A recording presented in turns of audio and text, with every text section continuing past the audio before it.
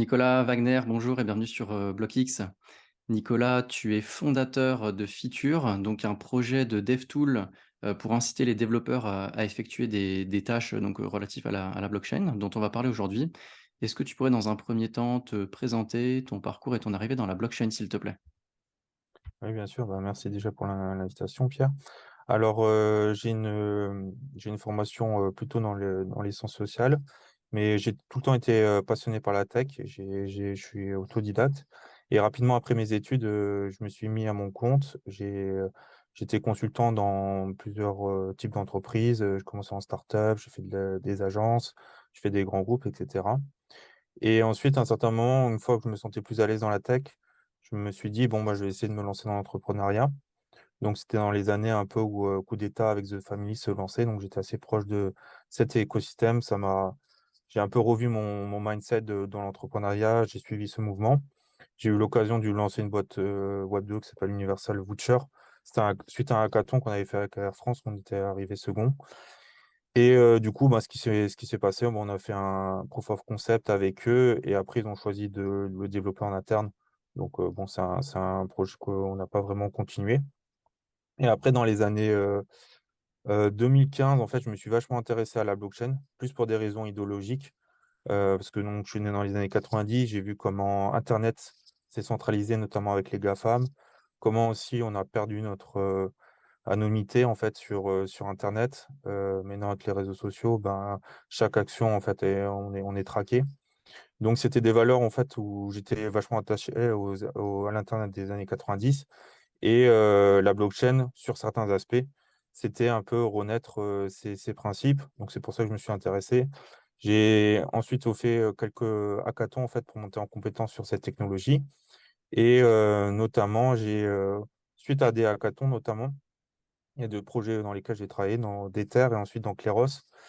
Donc c'est des projets, notamment Clairos, c'est un projet où on pourra en rediscuter d'un système de résolution de disputes, tribunal décentralisé. Et donc j'ai travaillé quelques années, sur ces projets et ensuite, j'ai eu l'occasion ensuite je me suis remis, à mon compte. J'ai, notamment fait une formation pour devenir, développeur blockchain à un concurrent de Open Classroom qui s'appelle, Walker School. Et ensuite, début d'année, j'ai lancé mon propre projet, Feature, donc comme tu l'as dit, un dev tool pour inciter les développeurs à faire des tâches, sur GitHub. Super, bah, avant de rentrer un peu dans les spécificités, est-ce que déjà tu peux expliquer, pour ceux qui savent pas ou qui sont pas à l'aise avec ça, ce que c'est que GitHub? Oui, alors GitHub, on définit un peu comme un réseau social pour les développeurs. C'est vraiment un environnement où la plupart des entreprises déjà hébergent leur code. Donc, c'est aussi un système en fait pour, gérer le code. Souvent les équipes, bah, il y a plusieurs, développeurs qui travaillent sur le même source code et ils ont besoin de savoir qui travaille sur quoi et aussi au moment où en fait, ce qu'on dit ils mergent, c'est-à-dire quand ils ajoutent le code, sur la branche principale, ben, il faut aussi résoudre les conflits et tout avec les autres développeurs. Bref, il faut trouver une vérité commune sur le code et GitHub, avec Git notamment, sert à cela.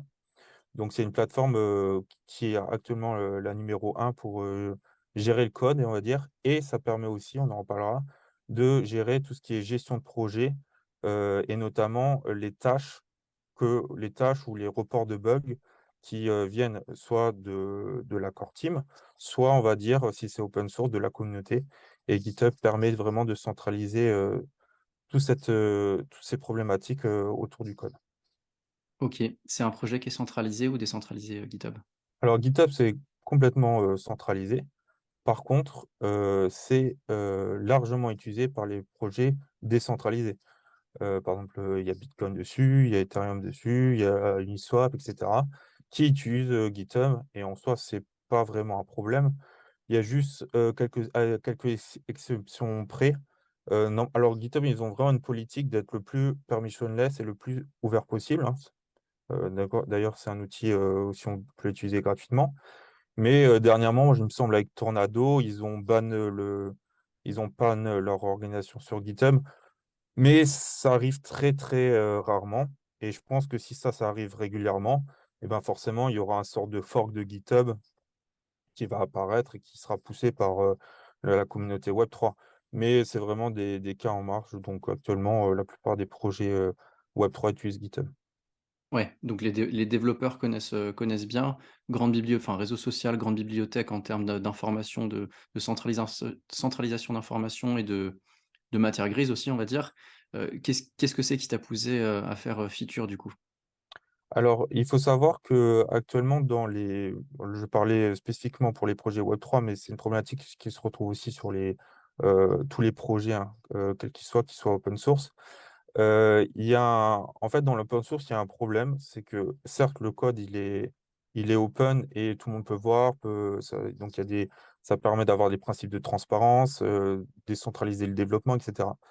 Mais, il y a un manque d'incitation, c'est-à-dire, je donne un exemple, par exemple, Ethereum, ils reçoivent continuellement, en fait, des bugs ou des feature requests qui arrivent par la communauté ou par la core team. Mais en fait, si on regarde le nombre de contributeurs, il est relativement faible, alors que c'est un des projets majeurs. Mais c'est vrai aussi pour d'autres projets qui sont Web2 comme VLC, par exemple. C'est des gros projets qui ont voire des milliers, voire des millions d'utilisateurs et en fait, il y a très peu de contributeurs et l'hypothèse, chez Feature, ben, c'est que en fait, il y a en fait 80 90 c'est que la core team qui travaille dessus parce que eux ils ont, les incitations économiques pour le faire. Le reste des développeurs qui, même s'ils le voudront, ne travaillent pas dessus, ne font pas avancer le projet parce que souvent ils n'ont pas assez d'incitation économique à le faire. Ben, il faut bien qu'ils mangent, peut-être seulement ils préfèrent avoir un gros salaire que travailler sur ces projets-là.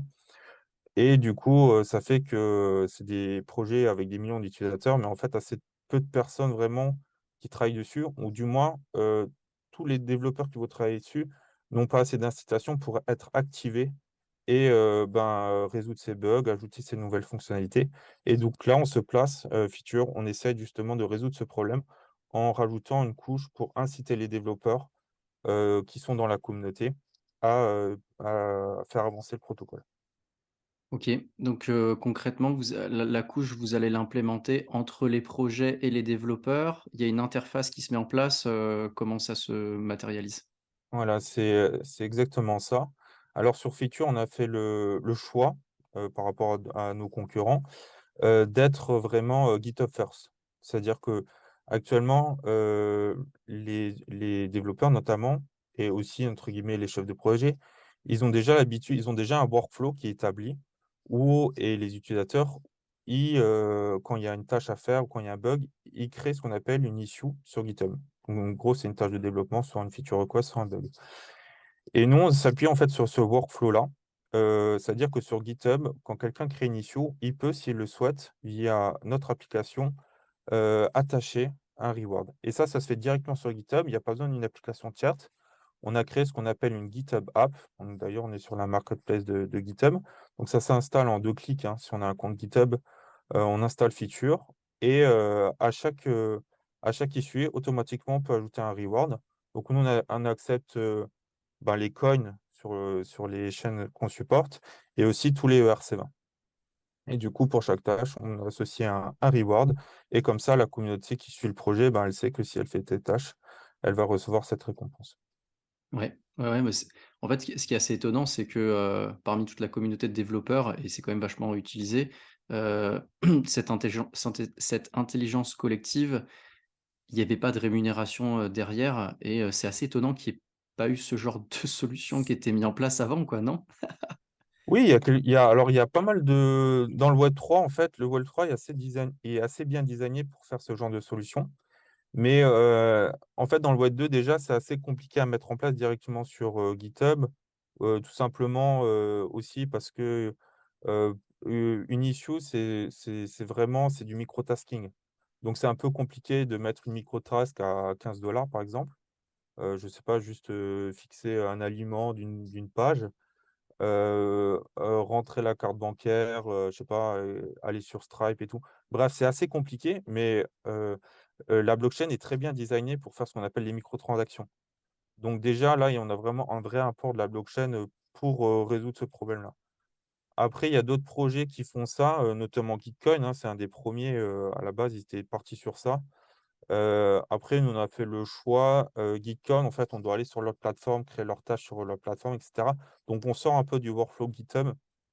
Donc c'est pour ça, peut-être, ça rajoute un peu de friction et potentiellement, le faire tout directement sur GitHub, ça permet de ne pas perturber le flow actuel du développement et potentiellement, ben, on fait l'hypothèse que ça peut être largement utilisé, en passant par ce système-là. Ouais, ouais, c'est énorme et même, pour GitHub, de pouvoir avoir cette nouvelle implémentation-là, ça va permettre, plus de tâches qui vont être mises là et des développeurs de l'autre côté, qui vont vouloir y répondre parce que, une fois qu'il y a une incitation financière, bon, on peut faire ça pour le plaisir, mais il y a un moment aussi, faut manger. Vous vous avez travaillé un petit peu avec eux pour implémenter ça? Vous étiez en relation avec eux, toi? Alors comment ça se passe? Alors pas directement, pour le moment, on travaille de notre côté. Alors il faut savoir que, les liens qu'on a avec GitHub, c'est au niveau du de le whitelist, en fait, de notre application. Parce on a été, whitelisté, on est sur leur marketplace. Donc, actuellement, bah, on vient à peine de commencer, donc on a, je crois, 80 installs. Donc il y a des personnes qui sont curieux, qui testent le protocole. Après nous, on est vraiment au début, donc on va pas commencer à discuter avec GitHub ou et cetera. Bon, ils nous connaissent pas forcément, à part ceux qui ont, whitelisté notre application. Donc là, plutôt, on se concentre, en fait, sur les protocoles, qui ont des intérêts, en fait, à utiliser Feature. Bon, alors, bien sûr, ce serait l'idéal que demain, Ethereum, ils intéressent Feature, mais bon, on n'a pas encore cette ambition à notre niveau. Mais par exemple, Ethereum, ben, ils ont des centaines, voire même des milliers des fois de GitHub issues qui n'ont pas été fixés. Donc ils ont énormément d'intérêt à utiliser ce type de protocole. Mais après, l'objectif actuellement, c'est plutôt, ben, proposer feature, ben, des protocoles, plutôt des types protocoles d'ailleurs, donc comme Aave, Uniswap, Kleros et cetera, qui ont beaucoup, beaucoup d'issues à fixer et souvent qui ont aussi, ben, les fonds, pour pouvoir, heu, ben, les attacher. Parce qu'effectivement, il y a beaucoup de startups, dans le game ou des NFT qui avec le bear market, ben, ils ont plus trop de fonds. Donc plutôt de style protocole, infrastructure, donc c'est plutôt, et en plus, eux, ils ont beaucoup de demandes et souvent ils ont un peu plus de fonds. Donc je pense que Feature serait plus adapté, pour ces personnes, pour ces acteurs. Ouais et ça, comment ils le savent, eux, que la solution Feature existe pour pouvoir, rémunérer, des potentiels développeurs? Tu rentres en contact avec eux? Il y a une. Oui, alors pour le moment, nous, c'est vrai qu'on est assez dev focus, actuellement, pour vraiment améliorer le produit, on va dire, pour avoir vraiment la meilleure expérience possible. Et après, là, on est encore en phase, on va dire de bêta test et cetera pour itérer et l'objectif, après, c'est de leur proposer tout simplement, de discuter avec eux et de voir, si effectivement c'est dans l'intérêt, d'utiliser Feature pour, qu'ils puissent accélérer leur développement. Ouais, mais c'est sûr parce que c'est bah, le développement collaboratif, comme ça, surtout s'il y a une incitation financière derrière, ça va permettre de canaliser, et d'accélérer énormément la résolution, bah, de toutes ces issues et du coup, bah, de faire avancer les projets. Mais bon, il y a un moment donné, bah, à la fois GitHub, ils ont besoin de vous connaître aussi pour pouvoir vous mettre en avant l'implémentation de ce genre de solution pour, les boîtes de l'autre côté comme, du Aave, du Uniswap ou d'autres. Mmh. Mais aussi, de l'autre côté, eux, ils ont besoin de savoir que ça fait partie des solutions plutôt que d'aller chercher des devs en externe, que grâce à GitHub, ils vont pouvoir, bah, proposer des rémunérations qui vont être, comme tu disais, de 15 enfin de quelques dollars, mais jusqu'à des bonnes rémunérations pour la résolution de problèmes complexes. Donc, ouais, c'est sûr que c'est un gros travail à faire, mais à la fois, c'est quand même vachement pertinent. Aujourd'hui, là, vous êtes combien chez Feature? Alors actuellement, on est 2 full-time et on travaille, de manière partielle avec, des développeurs et des designers, on va dire et l'année prochaine aussi, c'est être accompagné par quelqu'un qui, surtout l'aspect marketing. Alors pour rebondir ce que tu dis, ouais, c'est, un peu la particularité en fait des issues et les incitations économiques. C'est ce qu'on appelle les atomic contracts. Alors dans le Web 2, on parle de microtasking et après on parle d'atomic contract, ça veut dire que pour chaque, tâche, il y aura, un contrat, mais là, contrat au sens, smart, au smart au sens transaction smart contract. C'est-à-dire qu'on va pouvoir, associer un reward et il y aura un workflow particulier associé à cette tâche qui peut être complètement, différent des autres. Alors quand je parle de workflow, ça veut dire que, bah, quelle chaîne, quel reward et ensuite aussi quel est le délai de l'offre et aussi qu'est-ce qui se passe, si jamais, elle est challengée? Parce qu'on a un système aussi de vérification que la tâche a été bien faite. Donc c'est pour ça qu'on appelle ça c'est un nouveau concept, d'une certaine manière, Atomic Contract, qui est issu du Web3 et qui répond à cette problématique. OK. Non, mais justement parce que j'imagine, je suis sur le protocole, AAV, j'ai des petites choses à résoudre. Je mets ça sur GitHub, j'implémente, ta la solution de feature. Je dépose les issues, comment moi je est-ce que je peux sélectionner ceux qui vont résoudre? Comment ça se passe la sélection de l'autre côté au niveau des devs? Alors sur la sélection, on est dans le principe du Web3 et notamment de tout l'aspect permissionless. Donc on va pas entre guillemets, on peut contribuer de manière anonyme. Donc on pourrait aussi discuter de tout ce qui est la réputation, professionnelle. Mais actuellement, on fait une implémentation naïve, c'est-à-dire que, du moment où tu as une adresse Ethereum, tu vas pouvoir contribuer et faire ce qu'on appelle une pull request, c'est-à-dire une proposition de code, relative, au deal. Une fois que cette proposition de code, elle est faite, bah, n'importe qui peut challenger ou pas cette proposition et après la personne va être payée.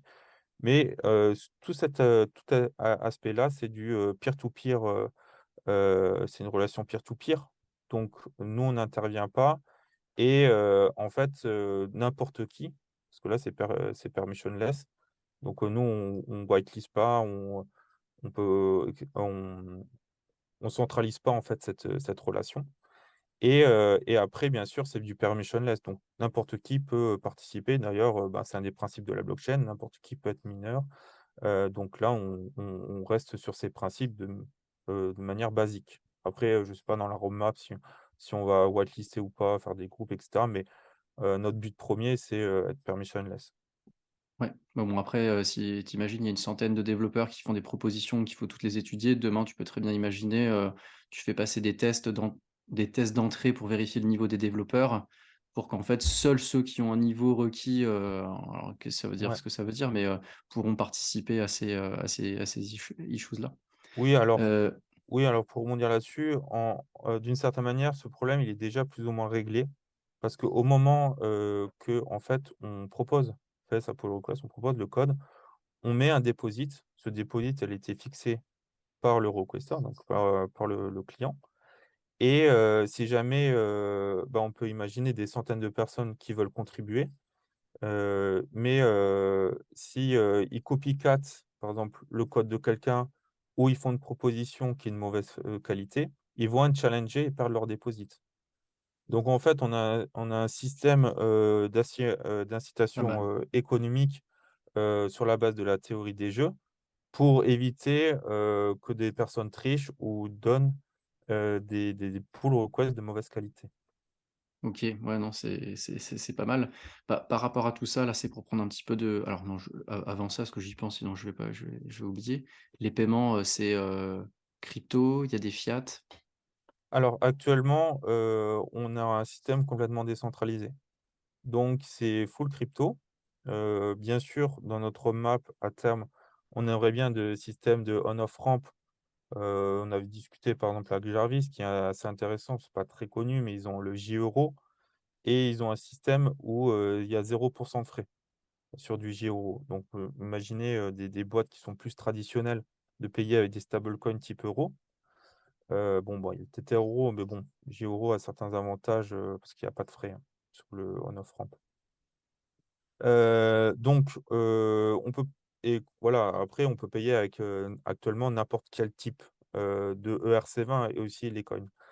L'avantage de pouvoir payer avec le ERC20, c'est que les protocoles, s'ils ont un token et ben, ils vont pouvoir payer avec leur propre token et en fait, ça crée des incitations, ça crée un écosystème assez sain parce qu'en fait, c'est les builders qui vont avoir le propre token s'ils trustent le protocole, ils vont avoir plus d'incitation à holder une bonne partie et potentiellement, si ce token, c'est aussi un token de gouvernance, comme c'est le cas, ben, ça sera plus les développeurs qui vont avoir des droits de vote que les whales. Et en fait, les whales, parfois, ils ont plus des incitations économiques que des incitations techniques. C'est-à-dire que eux, ce qu'ils veulent, en gros, c'est faire de l'argent, donc ils veulent mettre peut-être de l'argent sur le marketing et cetera et ça fait pas forcément, ou ça respecte pas aussi les principes, les principes du Web3.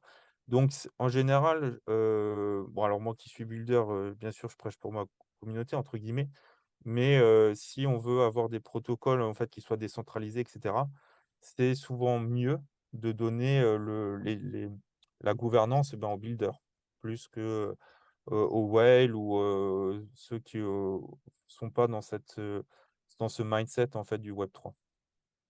OK. Pour prendre un petit peu de recul, sur tout ce travail collaboratif qui se met en place, sachant que les développeurs, c'est un peu, je vais pas dire l'essence des voitures, mais on en a vraiment besoin pour, bah, pour faire avancer tout ce qui se passe, quoi. Hem, Comment tu vois un peu l'avenir du travail, à travers tout cet espace, cette sphère collaborative qui se met en place et qui finalement est assez efficiente, hein, quand on regarde de plus près? Comment tu vois les choses, dans l'avenir? Oui, alors il y a plusieurs choses, vraiment au niveau macro, si on regarde, comment évolue la culture de ces dernières les générations Z et cetera, ils veulent, souvent ils veulent du sens dans leur travail. Ils veulent travailler sur des projets qui leur plaît et cetera. Donc ça, c'est un point super important, du sens et aussi de la flexibilité. Donc il y a vraiment une vague de freelancers qui se dessine, hein et on va vraiment évoluer vers de plus en plus de freelancing, notamment pour ces raisons-là. Il y a aussi toute la partie remote qui s'est vachement développée et qui, en fait, est assez proche du freelancing d'une certaine manière, qui a été boostée par le covid. Voilà, ces facteurs-là font que le futur of work va se dessiner vers ce type d'application notamment, où c'est plus les gens en fait qui vont choisir sur quoi ils veulent travailler, et ils vont forcément travailler sur des choses qui leur plaît et où ils se sentent utiles. Donc c'est pour ça que je pense, ce type d'application, on voit les applications comme Malte et cetera, Upwork qui explosent et je pense que le Web3 va encore donner un sacré boost en fait au freelancing et je pense que c'est ce qui va se développer ces prochaines années. Pour le mieux. Ah oui, j'espère bien, ouais. D'accord, vous êtes, là aujourd'hui, avec Feature, vous travaillez sur quelle blockchain? Alors actuellement, on est que sur des blockchains de type EVM, Ethereum Virtual Machine, donc pour faire très simple, c'est pas exactement l'idée, mais c'est des sortes de forks d'Ethereum. Et actuellement, on est sur, Polygon, Arbitrum et Gnosis Chain, donc c'est un peu moins connu, c'est plus une blockchain, c'est une blockchain Proof of Authority. Plus orienté un peu plus geek, mais avec un écosystème très intéressant. Donc actuellement, on travaille sur cette blockchain, mais on a développé le protocole pour pouvoir, si demain on a des clients sur notre blockchain, une autre EVM, on peut aussi adapter le feature. Super, on va arriver déjà à la fin de l'interview Nicolas. Sur le petit mot de la fin, est-ce que tu aurais éventuellement, voilà, une vision ou des points de passage importants dans la roadmap de Feature sur 2023 par exemple? Ah bah, sur 2023, ben, ça va déjà être, de valider en fait avec un protocole, notre, solution. Et à terme, ben, c'est de pas forcément avoir beaucoup de clients, mais plutôt des clients, on va dire, de qualité, qui, ont une demande, une forte demande, on va dire, d'issue. Donc voilà, c'est vraiment notre cible, on va dire. Et ben, l'objectif, vraiment, c'est d'être, utile à l'écosystème. Ça veut dire que de pouvoir, justement accélérer toute la vague de builders actuellement qui vraiment ont une force dans ce bear market. Ça permet vraiment, parce que là, ça épure vraiment beaucoup de projets, donc c'est vraiment ceux qui créent de la valeur qui vont pouvoir, «survivre» entre guillemets, c'est pendant ce winter, des cryptos. Donc voilà, la vision vraiment, c'est d'accompagner en fait, les builders pour pouvoir vraiment créer des solutions de qualité et vraiment nous, on a une logique vraiment d'économie réelle. On pense que, tant qu'on n'aura pas touché l'économie réelle, pour ça il y a encore beaucoup de choses à développer au niveau de l'écosystème blockchain pour pouvoir toucher vraiment des applications d'économie réelle. Alors Feature d'une certaine partie, ça fait partie de cet écosystème. Parce qu'on est une c'est q on est une sorte de marketplace de freelancing, donc qui est quand même assez Web2 d'une certaine manière, dans l'esprit, on va dire. Donc c'est vraiment d'accélérer, l'écosystème blockchain pour qu'on ait de plus en plus d'applications, d'économie réelle et sortir ainsi de tout l'aspect spéculatif qui va permettre d'avoir une adoption de masse.